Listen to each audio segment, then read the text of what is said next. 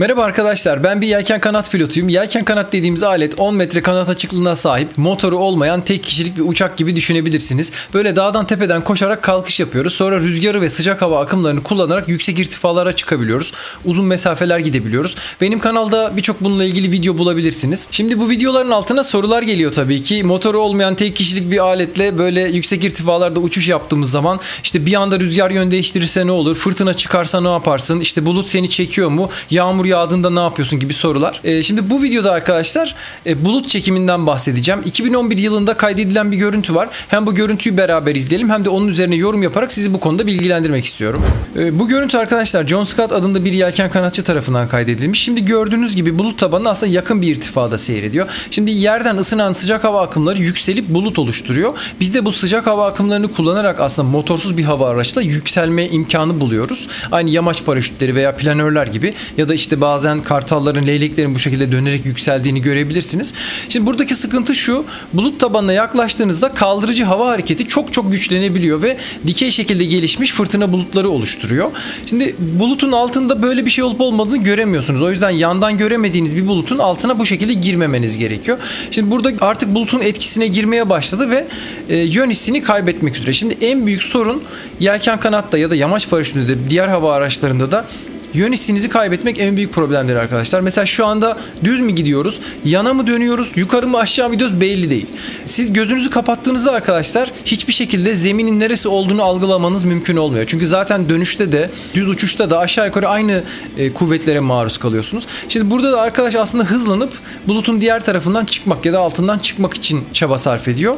Fakat biraz sonra kaldırma kuvveti o kadar artmaya başlıyor ki yelken kanadı artık kontrol edemeyeceğini düşünüyor ve daha sonra yedek paraşüt atıyor. Şimdi izlemeye bu şekilde devam edelim. Şimdi artık hiçbir şekilde yönünü bilmiyor. Hiçbir şekilde ne yöne gittiğini, aşağı mı yana mı gittiği belli değil. Zaten buradan biz de anlayamıyoruz baktığımızda. Şimdi VG ipini burada kapatıyor ve kanadı biraz daha yavaşlatmak istiyor. Biraz daha yavaş bir şekilde uçmaya çalışıyor. Çünkü yüksek hızlarda yüksek G kuvvetlerine maruz kalabilirsiniz eğer dönüşe girerseniz. Artık burada çekim kuvveti o kadar artıyor ki ve zaten yağmur damlalarını da görmeye başlıyorsunuz. Belli ki bulutun çok yoğun olduğu bir bölgesine girmiş durumda ve yukarı doğru çok ciddi bir çekme kuvveti var. Pilot bundan sonra kendi açıklamasına göre kanadı kontrol edemediğime karar verdim ve yedek paraşütü attım diyor. Çok felaket bir durum. Böyle bir duruma düşmek asla istemezsiniz arkadaşlar. Bu duruma hiç düşmemek gerekiyor. Yelken kanat ve yamaç paraşütünde veya diğer hafif hava araçlarında arkadaşlar bulutlara yaklaşmamanız gerekiyor. Bulutun içine girmemeniz gerekiyor. Nedeni de işte bu. Şimdi artık tamamen yön hissini kaybetti. Nereye gittiğiyle ilgili hiçbir fikri yok. Ve kendi söylediğine göre Vario delirmiş gibi ötüyor diyor. Yani çok yüksek hızla yukarı doğru çekildiğini söylüyor. Şimdi burada yedek paraşütünü atacak. Yedek paraşütü de bu kadar yerinden çıkarmak zorsa zaten nasıl kurtaracak? Evet, yedeği attı ve çok yüksek hızda yedek attığı için yedek paraşütün loop'u yan trapezi yerinden söktü. Yani o kadar yüksek kuvvetler oluştu o anda. Artık şu anda bir şekilde buluttan çıkıp aşağı ineceğini düşünüyor. Ama çok büyük bir problem var arkadaşlar. Bulut çekiminde yukarı doğru 15-20 metre bölü saniye hızla, yani saatte 30-40 kilometre hızla yukarı doğru çekilebilirsiniz. Yedek paraşüt attığınızda normal şartlarda yedek paraşütle birlikte alçalma hızınız saniyede 2 metredir. Yani yedek paraşütle 2 metre bölü saniye hızla aşağı çekilip bulut sayesinde de 15-20 metre bölü saniye yukarı doğru gidebilirsiniz. Buluttan kurtulmanın yolu yedek paraşüt atmak değil, ama belli ki burada pilot kanadı kesinlikle kontrol edemeyeceğine karar vermiş ve yedek paraşüt atmış. Bu videonun sonunda arkadaşlar pilot emniyetli bir şekilde bir araziye iniş yapıyor ve işte oradan sağ salim ayrılıyor. Şimdi başa dönecek olursak en başa dönelim. Şimdi burada gördüğünüz gibi arkadaşlar çok net bir görüntü değil, eski bir kamera, fakat bulut katmanının çok geniş ve çok kalın olduğunu tahmin edebiliyorsunuz. Alt tarafı ne kadar koyu bakın. Böyle bir durumda bu bulutla hiç takılmak istemezsiniz. Yani zaten irtifanı almışsın. Hani 100 metre daha irtifa alsan ne olur?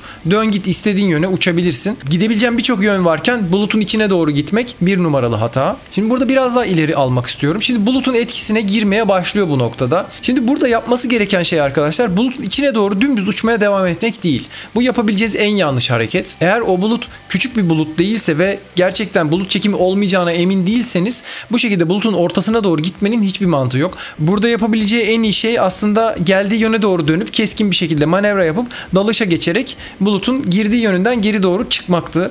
Fakat burada arkadaş biraz da öbür taraftan çıkmayı umuyor ama bulut belki de 5 kilometre genişliğinde bir bulut ve oradan hiçbir zaman çıkamıyor gördüğünüz gibi. Dönüşe girip hızlı bir şekilde irtifa kaybetmeye çalışsanız da o kadar hızlı irtifa kaybedemeyebiliyorsunuz. Çünkü yelken kanat çok verimli bir hava aracı arkadaşlar. Çok yüksek hızlara çıkıyor ama o kadar hızlı alçalmayabiliyor. Şimdi bu tür durumlar için de mesela fren paraşütü kullanılabilir. Fren paraşütü ne diye soracak olursanız benim inişlerde kullandığım küçük bir paraşüt var arkadaşlar. Böyle 1,5 metre çapında bir paraşüt. Bu paraşüt size yelken kanadın performansını düşürerek daha kolay iniş yapmanızı sağlıyor. Aksi halde çok uzun mesafeler süzülüyorsunuz. Mesela böyle bir durum olduğunda fren paraşütünü açıp hızlı bir şekilde trapezi çekerseniz, kanadı dalışa geçirirseniz 12-13 metre, 15 metre bölü saniye hızlarla dalışa geçmeniz mümkün. Biraz da dönüş yaparsanız bu dalışı daha da arttırmak mümkün.